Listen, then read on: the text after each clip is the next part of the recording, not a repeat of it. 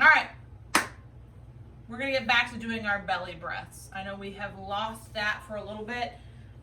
It's super important. It's something that I do sometimes multiple times a day, depending on how stressed out I feel. But we want to start with 10 good belly breaths. So I will back up just a little bit and show you typically what I'm going to do is I'm going to put my feet flat on the floor. And from here, I'm going to let my hands just rest on my rib cage. It just seems a very comfortable position for me. But we want to breathe in through the nose, so big breath in. Again, we're filling up, we're pushing out and pushing down. So full 360 as well as getting down into that pelvic floor. Big breath out. For 10, right?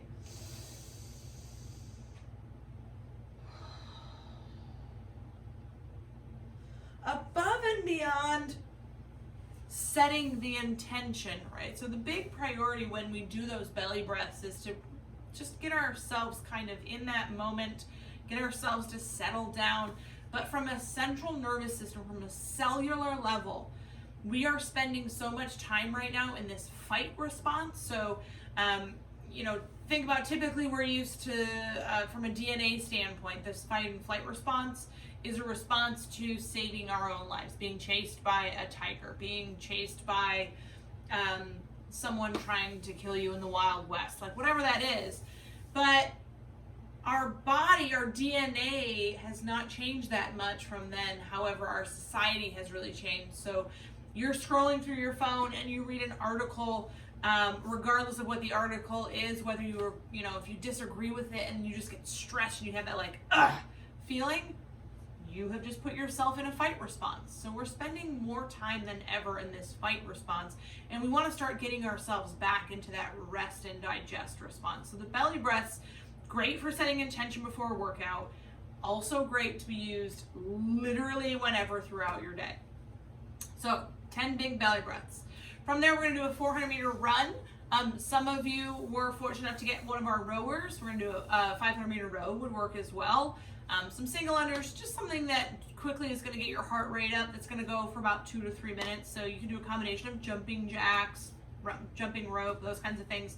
And we're going to kind of leave that up to you. But once we get that heart rate up, we're then going to do 2 rounds of the Spider-Man. So wrist, elbow, shoulder stacked. And again, switching at your own pace. So 1, 2, every time we switch. I like to do just a little bit of a bounce in there. Right, really just try and get the hips moving. So 10 Spider-Man. We're then going to drop down to our chest.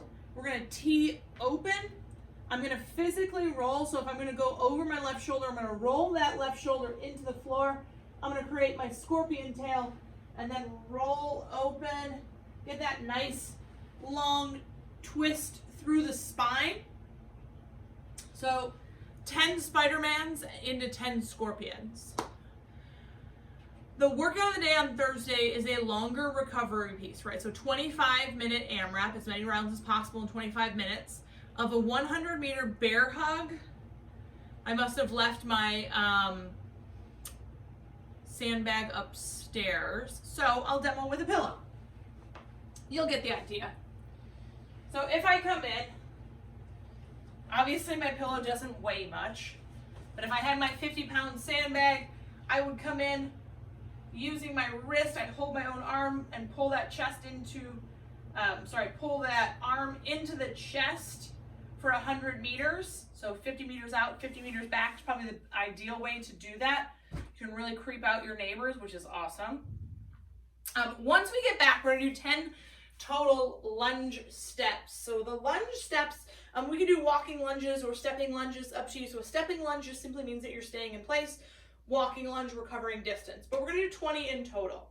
When I step forward, I wanna make sure that I step far enough so that as I drop down to get the trailing knee to the ground, that my knee is stacked over my ankle. So a lot of times you'll see that I undershoot that step, and now my knee, I'm obviously over exaggerating here, but the knee is out in front of the ankle. So we want to make sure that we stay stacked. More so if we're doing walking lunges, we want to make sure that we drive through the heel to stand all the way up before I step forward, versus, I'll show you on this leg, if I step down and I've got a good bottom position, but I shift into the ball of my foot before I come up, I'm gonna put all that pressure into my knee versus putting it into my glute and my hamstring. So we wanna make sure that we drive through the heel for those lunges. We're then gonna drop down 20 hollow rocks.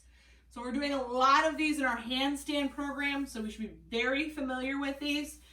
With that hollow rock, we're looking to push our lower back into the ground, into this nice hollowed position. Just a little pull through the core. I'm a little bit off because I'm hitting the table here. If we can't rock, if rocking is too difficult, we can come in for a 20-second hold. If we've got a smaller pillow or a rolled up towel, that would work as an ab mat. So we could do 20 ab mat sit-ups.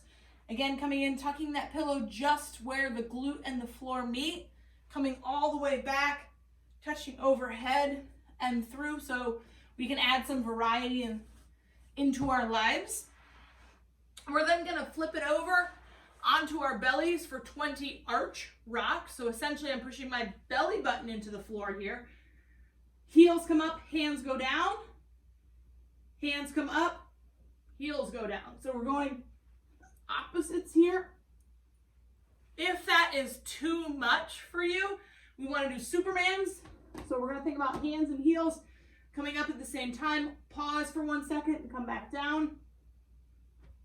From there, we're going to take off on a 200-meter run. If we're indoors and we don't have the ability to go for a run, we want to think about 60 seconds of jump rope or running in place. So something for that, about a 60-second window would do. But we're going to run that circuit for 25 minutes. I will have a separate post. I'm thinking about possibly doing something live in the evenings for like a group stretching, kind of coming together and talking about stretching as a group. I'm still up in the air whether I'm going to do that live or pre-recorded because I know everybody's schedules are a little bit different.